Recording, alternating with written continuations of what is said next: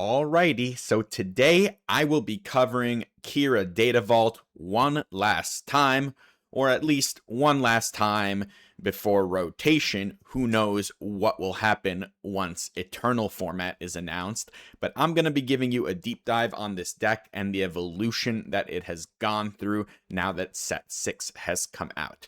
Before we get going, please hit that subscribe button, and if you're interested in some more content from me, do check out my Patreon as well. All right, so I'm going to start with a little history of Qi'ra, a little bit of Qi'ra through the ages, and then get into the deck tech, why we play Qi'ra, why specifically with Data Vault, some strengths and weaknesses for the archetype, and then a full deck list overview. Following that, we'll go into more minutia and details, such as like the early turn management with or without ramp, how to manage your flip turn, bridging towards your endgame, and how to close out the game. Finally, we'll talk about some key interactions and breakpoints, and I'll mention some omissions in this deck, some cards that you might expect to see in a Qi'ra deck that I am not playing, and lastly, some sideboarding advice. All right, so Qi'ra through the ages, right? So I've been playing this leader basically since it came out. See over there in the left, it was part of my tier yes in the leader reviews. It was the only leader I put there, although Hantu, I did mention probably could have been in that tier, but I took this deck to Gen Con in Shadows, took down one of the main events there. You know, I've won a regional championship with this deck. Now it was ECL back at Gen Con. It was Data Vault in Minnesota's regional, and I most recently played it at the Seattle tournament just a couple weeks ago. And took it to a top 8 finish there. I still think this deck has legs. There's things that I think you need to change about how you approach playing Qi'ra in set 6. It's not quite a control deck anymore. I think it really is just a big mid-range deck, and that I think makes it better than what trying to play it as a pure control deck might be. So yeah, I've been on this deck for a long time, played it in various tournaments. It's been definitely one of my comfort decks to play. I have lots of other videos on this leader as well. You can definitely check them out in my catalog. But yeah, let's get into what it looks like in Secrets of Power. So why do we play Qi'ra? Well, first of all, it's got like one of, if not the best showcases in the game, right? But besides that, this is a leader that helps mitigate falling behind early. Due to her ability to have everything's health, it makes a flip turn with her kind of a board clearing endeavor where you pair her with other powerful units like the gunships and Cad Banes or the events like Overwhelming Barrage to catch up, which is important in games that you're playing blue-green villain because you're often ramping early in the game, which means you're losing board. So she kind of slotted in almost immediately for me as the best way to play a blue-green villain ramp deck because it mitigated one of the biggest downsides, which is you lose board and you can't take it back, either because your leader isn't as effective as managing the board as Qi'ra, or because it deploys way later and then you give up a lot of points into more aggressive strategies. So Qi'ra has, for me, always been like the smallest version of a control deck that villain can get. But because of that, it had so much better game into aggro decks and space cheese decks and Han, for instance, where you can match flips with him, make his 5 to 7 more difficult. All kinds of things that Qi'ra allowed you to do, plus having a mirror breaking sort of shielding ability, which is very powerful and potent in late game scenarios against other decks going big, because all of a sudden getting shields on big spaceships matters a lot. So primarily it's because of her very powerful early game for a control-ish deck, right? It used to be much more controlling than it is now, but also has that late game mirror breaking. And why Data Vault? Well, you know, I've ranted about this base for a long time. I don't think it's really possible to prove one way or another that Data Vault is correct or not in decks. It's largely a vibe check. You can write mathematical equations to try to justify it, but it's very impractical and difficult to actually prove that life is worth consistency and vice versa. It's just not like something that's clear. But the vibe check passes for me for a couple of reasons. First of all, we are a late game deck. Having extra insulation is nice. And also, the deck is fairly redundant. Outside of ramp, most of the stuff you draw can be duplicated in various ways, even more so now. And I don't feel like it's that you like flame out on draws too frequently as long as you build your deck appropriately. Data Vault's a very strange base because, again, like you can quantify value on things like Tarkin Town much more easily, right? It like enables something particular and the deck cannot exist without it. But with Data Vault and all the decks running it, it has sort of become the default green base that isn't ECL, right? The only deck that usually runs a 30 is the Han deck because of the resupply thing, where he only gets 3 copies of it and the deck is completely broken when you draw it in your opener. So you want those extra percentages there. But Qi'ra also doesn't need to ramp on turn 2 in every game. In fact, turn 3 is often the ramp turn in this deck. And even past that, it can function missing ramp entirely. So Data Vault seems like a pretty good choice. Yeah. All right, some strengths and weaknesses. I mentioned a lot of it already, right? Can control the board early, and that's a very important thing for like a big mid-range / control deck to not fall behind. It has powerful built-in synergies with some very powerful cards like Overwhelming Barrage, Cad Bane, and Devastating Gunship. The shields being able to turn on like turn your sentinels into like village protectors, right? Lobot and Pike Sentinel. You have all kinds of like mini breakpoints that we'll mention later in the video. So lots of cards that just kind of aren't very good outside of Qi'ra, but become much better with her.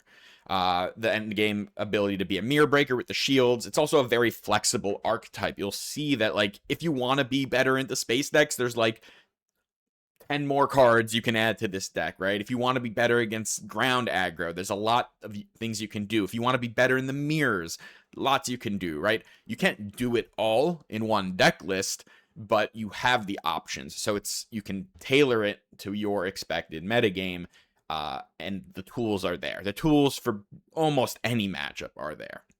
Some weaknesses, though. It's very reliant on that mid-game, that 4-5-6 turn, especially around the Qi'ra flip. And there are a lot of leaders and cards right now that can interact quite favorably with that. And it's something that is a downside, right? Because she is a 4-4. It's not a great stat line. It's very easy to disrupt her, especially when you just ramp into her and then don't have anything in play. Back in like set 2 and even set 3, maybe even set 4, you could just like flip on an empty board and not a lot of decks would be able to immediately kill her without spending a lot of resources. And in those cases, you were usually pretty happy. They would kind of brick their whole turn. You would play your 5-drop and then that'd be okay. But it's kind of not the case anymore. You have to really work for the flip much more. The flip barrage thing, it hardly ever happens anymore. And even when it does, it's not always incredibly powerful. You have leaders like Han who can put 4 power units into play. You have Anakin who can create trade-ups. You have things like Rey that can make a bunch of 5 health units in play, which means flipping into like a Cad Bane or a Devastating Gunship isn't a clean play, right? So it's because of a lot of this that I've moved the deck more mid-range and added more early game units, because you need to actually be on the board. When you're on the board, you can action churn more. So that's a weakness here, but it's something we're trying to account for. Another weakness, probably the biggest one right now, is that you can get outvalued by green hero decks, specifically something like an Anakin green deck. It is a very poor matchup right now. Even like a Rey Data Vault, it's not as bad as an Anakin, but these decks that play, the top end's been there, U-Wing and Home One, but they also get like earlier game churning units like Mina Bonteri, Cobb Vanth, Nemec, if you're playing in red-green. There's just a lot of value plays, and it's very difficult to outgrind them. And you have to win the mid-range battles against them, because if you fall behind, you never catch up. So another reason we've moved the deck more mid-range. And finally, there is a clunkiness sometimes that comes to control decks, although, like I said, this is kind of more of a mid-range deck now. But, you don't have the right answer. The removal, while flexible, is not always the right kind at the right time. You don't have the right unit, right? You needed Cad Bane for the plot, but you had Devastating Gunship. There is a clunk factor to this deck. Now, a lot of decks have it. This is definitely not on the highest list of clunk factor. Like Piet Red, for instance, would be like a deck that's incredibly high on that level, right? You miss ramp, it's sometimes over. If you draw ramp, but you don't have the correct costed ship or something, or you don't draw your barrage or your turbo laser in the right time, there are decks that suffer from this much more, but there is an element to that here as well. All right, let's talk about the deck list here. The sideboard you'll see in full a little later, but you'll see more turn ones than ever before. There's 14 of them. Dr. Pershing, of course, is a key card, one of the best turn ones you can play in almost any matchup. Imperial Dark Trooper has also been incredibly helpful. It's the unit that can trade finally without going through hoops to do it. Inferno 4 is often the start you want into space decks like Vader, for instance. The ability to also fix your draws is really nice. And of course, just having extra units in play is going to help you with things like Barrage and Craving Power, even if they are small units. We have a new Sentinel here in Lobot. It's not because I particularly want to shield him and turn him into like a Pike Sentinel with 1 extra health. It's more that he blocks every unit that attacks into him on turn 1, other than units out of Anakin. So Pike Sentinel would die to like 3/3s and Sabine and stuff, and Lobot doesn't, so he buys you a little more time. But we still play the Pike Sentinel. It's still good, and it comes out of Vader, which is really nice. 3 Death Troopers. So we're up to 3 here now. It's good against Nemec, so he can trade even against that card, which is nice. It can kill spies out of like Amidala. He can often, just like if you go 2-drop into Death Trooper, you just have more firepower in play. We see the Ogdo Bogdo is here as well, and we're at 2 there. He is for usually the games you don't ramp. You'd want to just play an Ogdo so that next turn you can shield him, and then bam, he can start attacking. In fact, playing him even when you have ramp and then planning to ramp the following turn is nice. You can do things like play him, shield him, attack something, he loses the shield, then you ramp out of nowhere on your opponent, you flip Qi'ra, he gets damaged again, so he's ready to go the next turn, and then bam, Qi'ra gets a trade, and now you have a couple units in play. So there's some cool sequences you can do with Octo. 3 Super Laser Tech, 3 Resupply. Ramp is great. Super Laser Tech is much better in Qi'ra than even is in a lot of other decks because you can self-kill it. Just remember that he isn't actually that effective in trading in this deck, because if he attacks into something and then you flip Qi'ra, you essentially undid all the damage he does. But he does trade more often now that we play more units. So if you have like a Dark Trooper that can like bash into a 2/4, and then the Super Laser Tech can come into play, and now you can create that trade. Or same with like Death Trooper does damage, or like you have a Death Trooper in your hand after you attack with Super Laser Tech, and you can finish off the unit before flipping. So there's a little more ways to leverage the 2 damage from Super Laser Tech in this build, although a lot of times it's just slow resupply. The removal package is pretty light here. Power of the Dark Side is still 3 of, even though it's an ultimate low point in its history.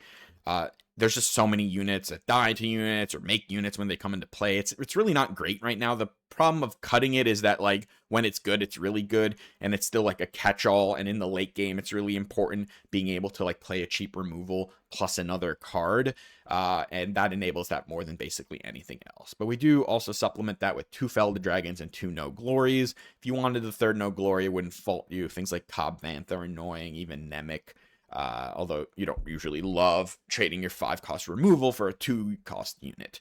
There's just not a lot of like Ruthless Raiders flying around, which has been like the best thing for No Glory.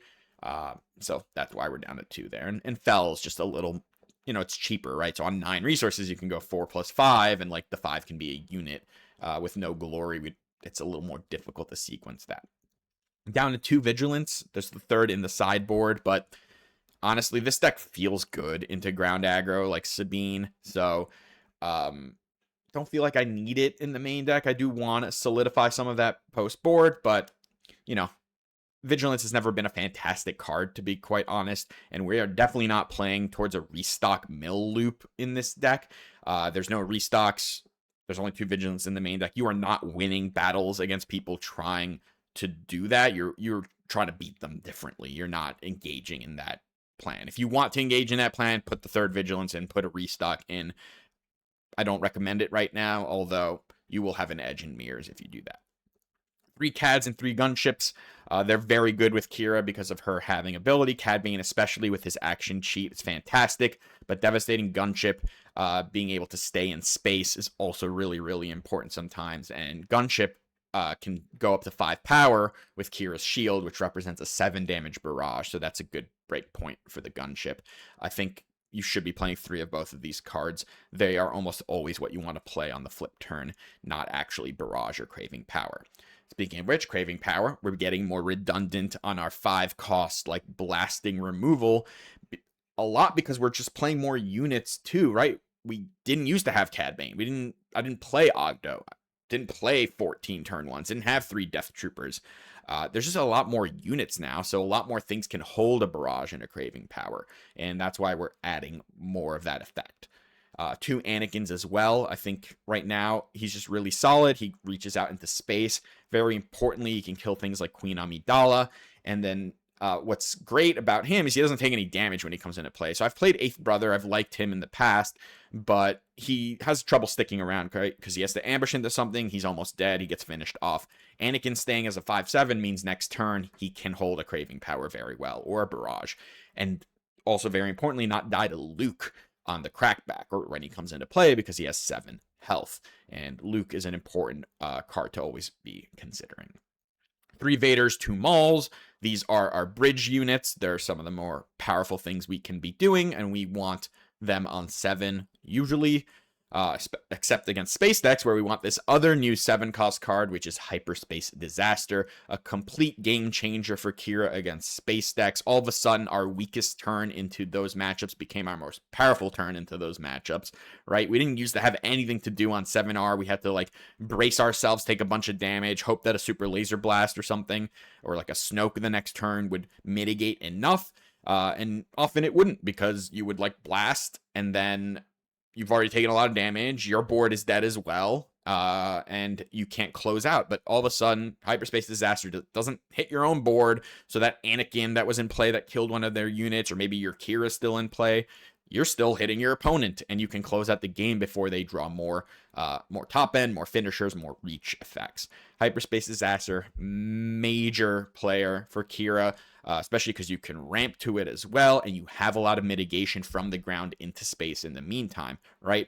Gunships, Anakins, craving powers, barrages, vigilance, all this stuff goes into space. I did mention Super Laser Blast. There's 1 in here. I hate the card. I don't want to play it at all. But if you are anticipating going into top cuts where deck lists become open, I actually think there's a little bit of benefit to having one of these in the deck, because your opponent will know it's in there, which means they generally have to respect it a little bit. And that might just be enough to warrant the space.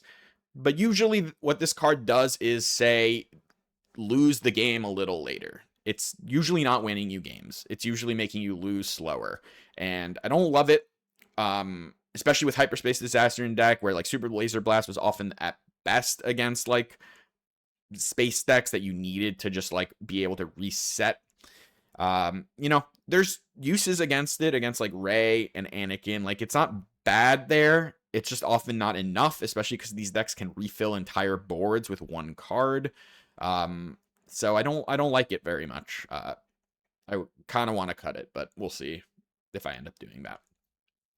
2 Supreme Leader Snoke. So we're up to 2 here. It's not for space decks. It's actually because of Anakin Green. This is a very good card against Anakin Green. One weakness that deck actually has is killing big units, because it's a red-green hero deck. The problem with things like Avenger and Devastator is that like they kill 1 thing and then they make 4 more things. Well, Snoke shrinks everything and saves you a lot of damage. He's kind of difficult for them to deal with. They often need to like attack Anakin himself into it, which is fine. Like the Anakin will often live, but then like it saves you a bunch of damage, maybe kill some stuff. Sometimes the second Snoke can close out a game.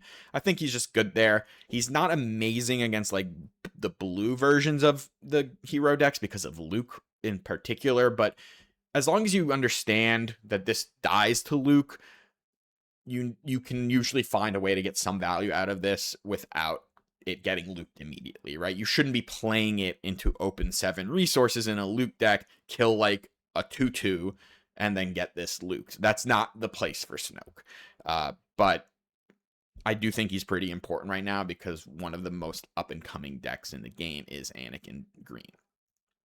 We do still play some big triangles, only one Avenger. Also, I mentioned with Power of the Dark Side being at an all-time low. Avenger also is, but I think you still just kind of need these closers, and one of that is enough. I like Devastator a little more. That's why we're going with 2. You'll see more of them come out post-board, but they're still powerful cards, and if you're winning the mid-range and the bridging turns with your 7s, that's when these things, like one of them is often enough to just end the game. So we still need them.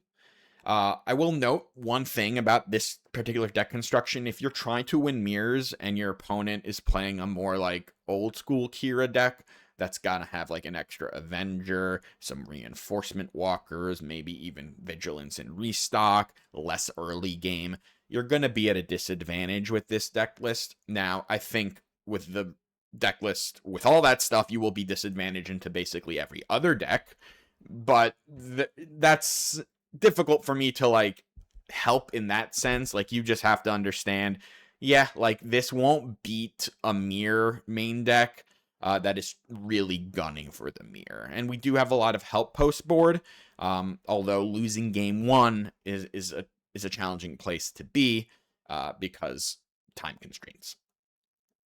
So let's talk a little bit about the early turn management, and there's kind of 2 parts to this, right? The games where you ramp on turn 2 or turn 3, and the games where you don't. And as far as your turn 1 is concerned, there's going to be, like, obviously your hand is going to dictate it often. Like, you're not always going to have your choice, but, you know, versus a deck like a Vader deck or a Han 4, you're going to want to start Inferno 4 if you can, because at least you'll be able to, like, initiate a trade. Dr. Pershing is a pretty safe start into like basically any matchup, except like sometimes Anakin, especially if they're going first, it can be a problem because they can one-shot it with some of their units, like Sabine or Nemec. So that's a little different. Lobot, of course, is also really bad against Anakin because all their units will kill it without taking any damage back. But starting with the Sentinel against like other ground-based decks like Lobot or Pike is acceptable. Imperial Dark Trooper is generally the better one on turn 1 into most of these decks because at least it's going to put up a fight. Your Sentinels are better sequenced later in the game or on different turns where you can like get them into play and maybe shield them, stuff like that. As far as your turn 2, Resupply is the cleanest because it allows you to flip, especially when you have like a Cad Bane, so you can just flip Cad without having to do anything else. Keep in mind that having initiative going into that turn when you have that flip Cad is important, so like you don't need to attack with your Inferno 4 and then resupply and then your opponent gets initiative going into the next turn. Just play the resupply, be done with it. Also, you know, there's decks that play discard and stuff like that. You want to just make sure you get the important card out of your hand if possible. And on the topic of discard, especially, I think Cad Bane might be the most reasonable one where it matters because they will often just play Bazine on turn 1. Keep some redundancy in your opener in situations like that. Ogdo Bogdo on turn 2 is a fine replacement to a resupply, especially against these ground-based mid-range decks, like Rey, for instance. They can't really kill it. They have to use, like, Fell the Dragon, which is a fantastic trade for you anyway. So you can play it, put a shield on it, start eating things. You can also, of course, do 2-drop plus shield, which is a fine thing to do. Like, Imperial Dark Trooper with the shield is a strong unit. If you're going to do it with a Sentinel, especially the Pike Sentinel, what you want to try to do is churn the action first, use your turn 1 play, maybe they attack you, and then you can play your Sentinel so you can get the shield on it before they attack into it. Death Trooper in situations where it's going to trade with something is nice. It's not great against pinging decks in that case. And, against Ray, for instance, they usually can clean it up. But especially against like Nemec, it's great. And, you have to consider that. If you want like a real quick cheat sheet on this, it's like Purging is usually the best card you can play on turn 1, and Resupply is usually the best card you can play on turn 2. But there's a lot of ways to sequence this, and when you don't have ramp on that 4R turn, you can do things like double 2-drop. It's not unreasonable. Playing Power the Dark Side, especially if you've had 2 units in play, so you were able to dictate a little bit of trading, so that can kill something unequal worth. That can work. Ogdo Bogdo and then a shield and have him ready for the flip turn. There's ways to like maneuver a non-ramp game as well. But your goals for these first 2 to 3 turns is to make sure your flip turn can occur properly. So let's talk about the flip turn. And the most important turn of a Qi'ra game is usually this. And Cad Bane has solved a lot of issues here because it lets you action cheat on her flip, which means all those units that may have been able to one-shot her, you can kill them proactively. Things like Ki-Adi-Mundi, Itinerant Warrior were always a big deal out of Han 2 because they were sitting there before you flipped. Cad Bane can kill them. Especially the Itinerant Warrior, just remember this, if it has a shield on it and 2 damage on it from the Han ability, you have to do the Cad Bane ability before the Qi'ra ability, because the Qi'ra ability will heal that Itinerant Warrior. If you have other units in play, though, that's when you can action churn, right? And that's when your opponent has to do something, and often you're the one that can dictate this because passing is acceptable for Qi'ra on that turn until they spend resources. Your opponent usually needs to spend resources before you because you are the better late game deck. It's another reason why ramping on the 4R turn can work pretty well, because it catches them off guard, first of all, but it also gives you multiple actions, right? You can resupply, still use the shield ability, or Super Laser Tech, still use the shield ability. Maybe you had a unit or 2 in play. You get lots of actions, and then you can flip. And of course, you don't have to attack into something when you flip if it means that you will get one shot the next turn and prevent you from doing like an OB or a Craving Power. You usually do want to kill something, and often killing something, if it has 2 power, is a little safer than 3 because there's a lot of incidental 1 damage pings floating around. But overall, if she kills something and then either eats a card or another unit that kills her, that's generally what she's for. She's not here to carry you to victory. There are weird situations where that can happen on a really powerful flip into like a Craving Power where she gets really large and your opponent now like you're the one pressuring, but it doesn't happen that often. You can also, of course, like I mentioned, don't attack if it means getting initiative going into your next turn, which means you can lead with something like an Overwhelming Barrage. It's very powerful to do that. This was a big thing against like Sabine back in the day, where if you like attacked and let them get initiative, then they could like ECL Poe, kill her with the 2 damage discard ability, maybe kill your other unit, and all of a sudden you had no units in play and you couldn't OB. So you would like flip, they would maybe attack you with Sabine or something, and then you would just claim and start the turn with an OB, clear the board, and now all of a sudden you have a 6/6 in play. So if they do ECL the Poe, bam, it just trades, right? It's stuff like that you need to consider. Having multiple units in play is really important for this OB and Craving Power stuff, which is why we play more of them now. And it's also why Cad Bane is a tremendous add, because it puts 2 4-power units into play in one action. It's almost certain that one of them will survive into the next turn. If you have a gunship for this turn, that's also great. And having Qi'ra die off on that turn, on that flip turn, is fine, because then your 6 resource turn can be shield gunship to a 5, and then it can do 7 with Craving Power OB, which means one-shotting a lot of leaders. But this is a crucial point of every game with Qi'ra. It doesn't always have to happen on 5R. I usually flip on this turn, but not always. There are matchups where you will hold that flip for a different turn. But yeah, very important in key turn. All right, bridging, a concept I've mentioned with Qi'ra decks in the past. This is kind of connecting your flip turn, which is your stabilizing, or at least the beginning of your stabilizing turns, to your end game. And this is, you do it with these cards essentially, right? Darth Vader and Maul, although in some matchups, especially against aggressive ground decks, are kind of your finishers. They're not really finishers. Against mid-range decks, they are not what's going to usually take you to victory. They're what going to enable the victory. Same with Anakin, right? Anakin, or Eighth Brother, whatever 6-cost thing we were doing, is meant to help delay even further by putting units into play that remove something, right? We're looking for 2-for-1s in basically all of this bridging, whether or not it's through an ambush unit, through removal like Craving Power. That can be a 2-for-1 if it kills something and then enables the unit that it's on to kill something else, right? Vigilance is really a bridge card primarily only against like hard aggro, where it connects you to your hyperspace disaster turn in space, or connects you to your Vader Maul if they are ground aggro. Because although it's not really a 2-for-1, if it kills something and heals 5, it's kind of maybe delaying a full turn's worth of damage, and it's in fact bridging to your bridge, which is saying the word bridge a lot.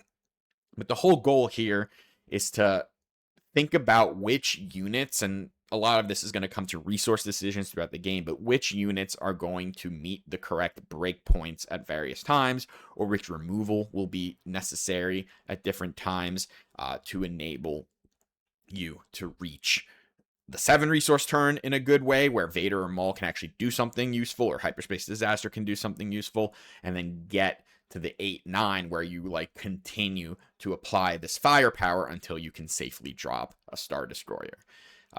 I want to note one thing about Vigilance. The shield mode on this is sneaky good sometimes, especially on the games where you can Craving Power your Qi'ra, or even a Cad Bane, but you prefer to do it on the leader because it's harder to remove. You can sometimes create a lot of tension for your opponent. Just look for the option. It doesn't happen very often, but it's good to have that in your back pocket.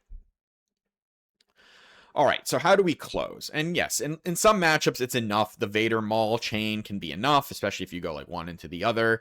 Snoke can lock out some decks entirely, especially space decks. But usually, we win by eventually landing a Star Destroyer, and it kind of closes the game. Your opponent now has a lot of issues. Even if they can remove it, they spend a lot of resources to do it, and then our other ground forces continue to put damage, and like that extra Vader might just end it because you get multiple units out, right?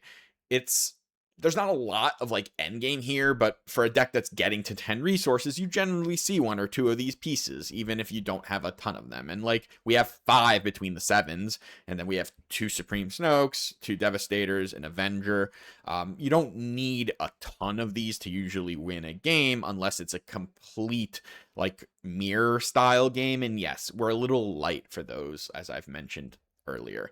But this is kind of how we're trying to close. There's no Walker in this deck, so it is like, as far as like closing against aggro, maybe a little weaker in that sense, but I felt like the deck is already pretty well positioned there. Don't need that extra 8-drop. But this is what you're trying to set up, right? You're just trying to set up a board where Avenger actually matters. And often you need to play Avenger proactively, especially against decks with like Crate Dragon. You don't, even if they have like a bad unit in play, you need to get the Avenger down, because if you like waste an action, then they play Crate, now all of a sudden that Avenger can't be played because they'll kill the small unit and you'll take 9. Things like that. So proactive playing of Avenger is sometimes necessary, even if it's not killing the most important unit in the game when you do it. But yes, it's kind of an all-time low because of all these like spies and units that die into units and stuff like that, and wide boards. But it's still an important piece to have access to. All right, a little bit of some interactions and breakpoints. So, a few things to just consider without even combos, right? Death Trooper I've mentioned with Nemec. That's important. Anakin, it can kill Amidala. It can go and kill like lurking TIE Phantoms in space, or just like a lot of space units being able to reach up there. Same with Vigilance, right? That 3 actually matters right now more than it has in the past. And there's good breakpoints there. With No Glory, all those when defeateds like Cobb Vanth, Ruthless Raider, K2, understanding that. But there's some good combinations, and Darth Vader Death Trooper is a classic one from set 1. We are back up to 3 Death Troopers, which it has not been the case for a long time, which means more chances to get that 7 damage in one shot, which means Vader can now kill 7 health leaders like Quinlan and Talzin sometimes, which is nice.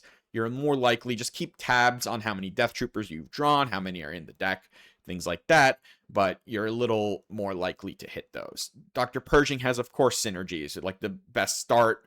I mentioned Pershing into Resupply, but it might actually be Pershing into Super Laser Tech in some matchups, and you don't have to kill the Super Laser Tech. I've often not, because if that 2 damage can matter, but him being able to just free ramp you there and then give you that extra resource, he can shield himself right after, which is sometimes cool because then Qi'ra can flip and heal him back to full. He can also enable your Ogdo Bogdo. He can turn Lobot on if that 1 damage matters. He can buff Qi'ra and Devastating Gunship. He's just a lot of synergies there. As for the shielding synergies with Qi'ra, the primary ones are with Ogdo Bogdo and Gunship, especially early in the game, turning on the Ogdo Bogdo. Gunship going to 5, all of a sudden you can pressure. Gunship is like one of the few ways Qi'ra can turn the corner early in a game, is putting that up to 5. Maybe it gets a Craving Power Barrage, and then it hits 7, and all of a sudden you have this 5 power shielded unit for the next turn, or 7 power shielded unit for the next turn, and you're able to apply pressure. Anakin and Craving Power is a really nice one too. All of a sudden you have a 7/9.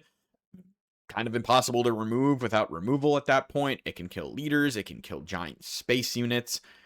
So when I added Craving Power, I think Anakin started making a lot more sense. And a couple teammates of mine were kind of like pushing for Anakin. And I think it's been quite a solid addition in place of things like Eighth Brother or even Agent Callus, to just have another unit that can go across arena and stay healthy for your big 5 cost removal events. But I've mentioned a bunch of these, so let's talk about some omissions. So Agent Callus, although he's cool and all, at this point I think it's just too low impact, and we have 6/5 drops between the CADs and the gunships. He's not bad. Against like Rey, he's probably at his best still, where he'll almost always 2 for 1 plus draw you a card, so kind of 3 for 1. It's difficult to include at this point and justify him over some of the other 5s. And Eighth Brother, although kills more impactful units in play than Anakin, not staying healthy and not having access to space kind of means he loses out for me at this point. Super Laser Blast, not quite an omission, but I've already railed against this card. I don't think it's very good. I wouldn't be, like, I still see Qi'ra's playing like 3 of these. That's just not the game we're playing right now, in my opinion. I don't think that is the solution to beating a lot of these mid-range decks. They will outgrind you forever, even through Super Laser Blasts. 1 is an interesting call. It's kind of where I'm at right now because of open deck lists sometimes, but overall don't love it. Reinforcement Walker. This card is not good right now. I really don't think you need to be playing this card at all. Like, on this list, it's probably the card I liked the least right now. The heal, cool. Like, yes, it's a good closer against like a Sabine deck. I just don't think you need to worry about that too much right now. First of all, hard aggro is not that common. Second of all, you're pretty good into it.